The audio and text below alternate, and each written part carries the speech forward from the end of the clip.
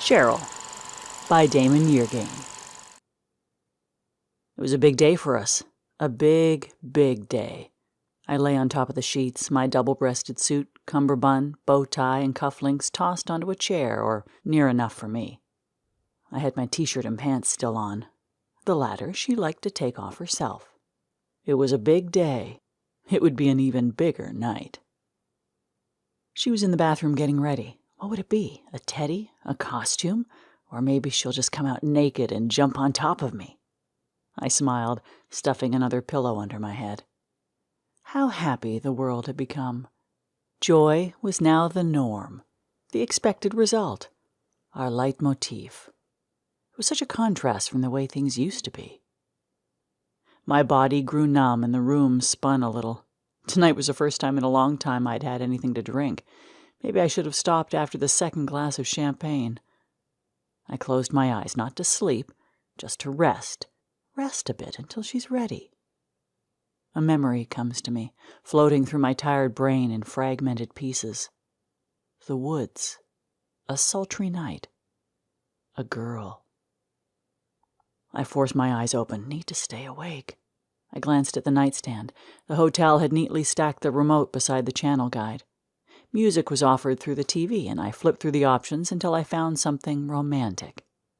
Tomorrow we'd be on a beach in Hawaii. I raised an invisible glass towards the bathroom. Here's to a big day, a bigger night, and a long life together. May we be banging each other's brains out for many years to come. My eyes grew heavy. Again, the memory calls to me. Calls me back from so many years ago. How many? 10? Holy Jesus, has it been that long since...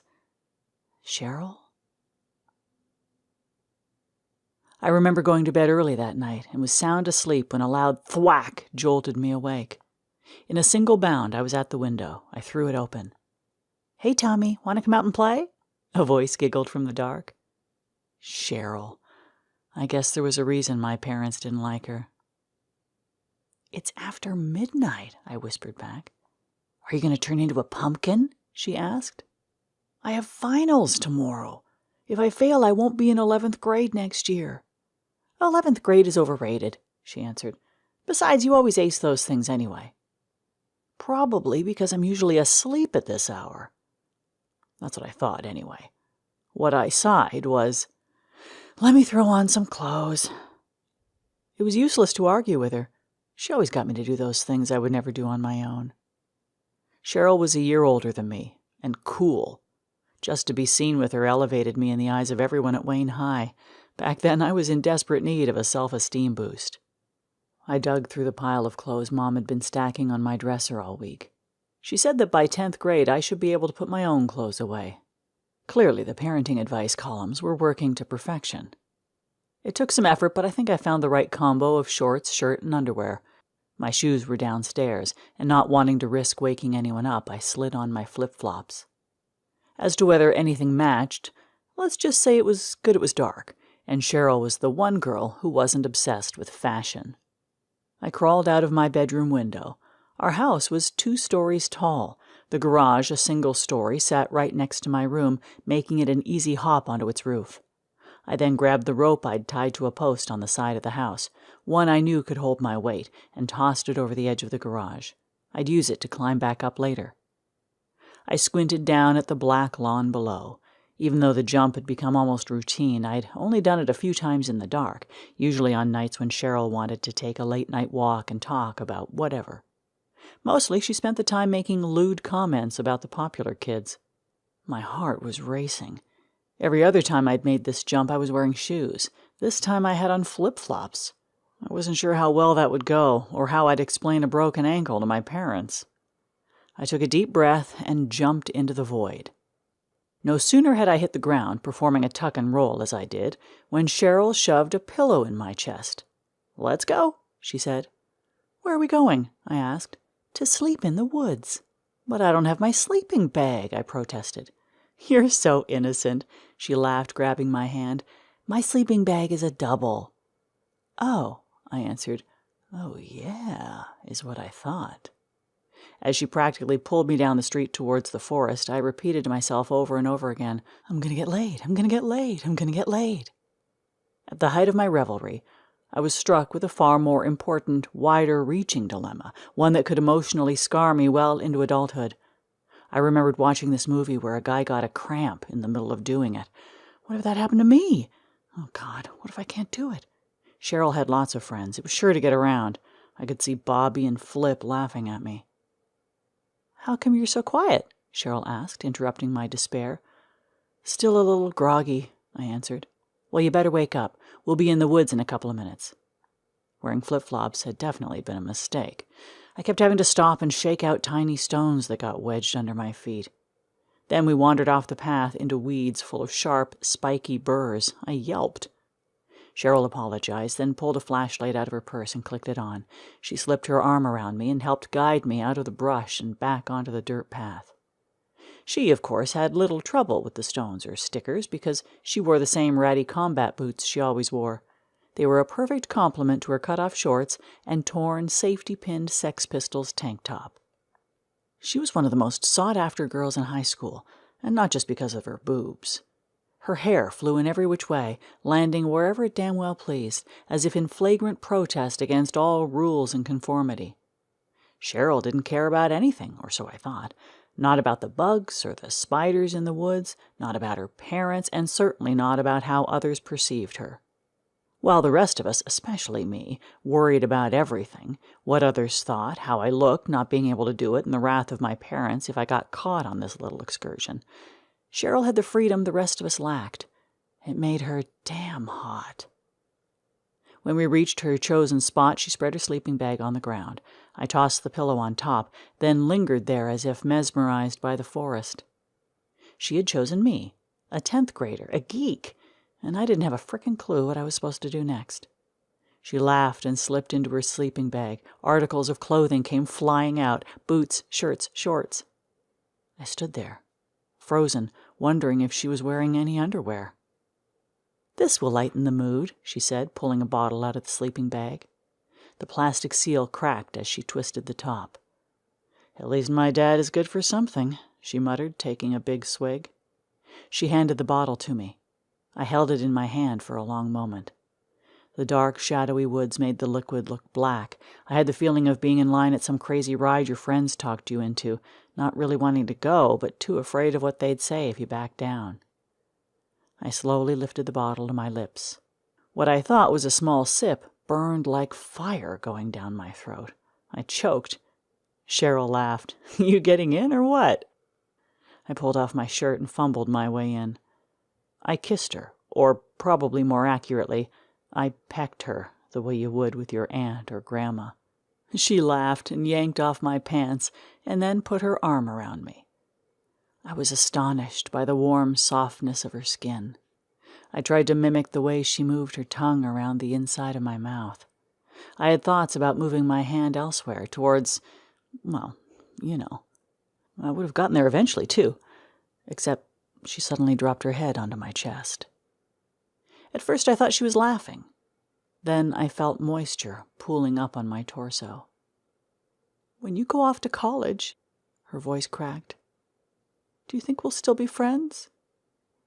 "Of course," I stammered. "Why?" "I don't know.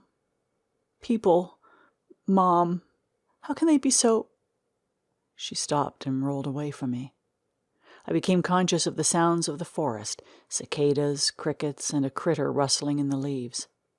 Above me, the faint outline of clouds drifted, gray, shapeless forms with no beginning, no end, no purpose. They simply hung there, drifting aimlessly with the wind. "Dad came home drunk again," she said finally, turning back towards me. "Not that I care about that," she continued. "He's a halfway nice guy when he's had a few. But Mom was screaming at him. I went upstairs to her room. I don't know why. I guess I just wanted to escape. I grabbed her red nail polish. I don't even like nail polish. It's so fake. I didn't notice the screaming stopped," Cheryl continued. "I hadn't noticed Mom was standing beside me. She cleared her throat and the sound startled me, and I dropped the bottle. It shattered into 1,000 pieces. She then bent over and swirled her fingers in the red polish. Hunched over like that, she looked like a shell-shocked old lady from one of those war films they make us watch in history class. A refugee rummaging through the pieces of her broken, battered, bombed-out shit. But it was a fucking $5 bottle of nail polish. I told her I'd buy a new one. Cheryl paused, nervously tugging at the zipper of her sleeping bag. Up and down it went, a little more forcefully with each iteration. Then, with a final, violent jerk, she zipped it all the way up and tucked part of her face beneath the fabric. In the moonlight, I could see the reflection of her tears. Then, Mom stuck her hand in my face, like 2 inches from my nose. Cheryl's voice was low. Red drops were dripping off her fingers. It was freaky. I couldn't tell if it was nail polish or if she'd cut herself on the glass. Maybe it was the drink or the night, but listening to Cheryl, I felt hyper-aware of the moment. I dreamed of being with her countless times, and now I could see the faint outline of her naked breast under the sleeping bag. But there was nothing sensual about it. Instead, I had a heightened sense of the expression on her face, and it didn't seem like her. Cheryl always made light of things. She cracked a snarky joke or said something wildly inappropriate that got everyone around her to laugh. Now there was no humor, only a face etched in pain. And then Mom, Cheryl choked on the words, Mom said, "This is why your dad drinks." Then she hunched over the dresser and whimpered, "You work, you sacrifice, and what do you get?" Cheryl pressed her head into my chest again. She didn't speak for a long time. Finally, in a whisper, she said, "I made him do it." That's what my mom said. He wanted to have an abortion, but I made him have you. I got the hell out of there, Cheryl said. I had to get out. I wish I were older. I wish I had money. I wish I could go away for good and never come back. She rubbed her hand against my stomach. I'm sorry I made you listen to my fucked up family shit. I didn't answer.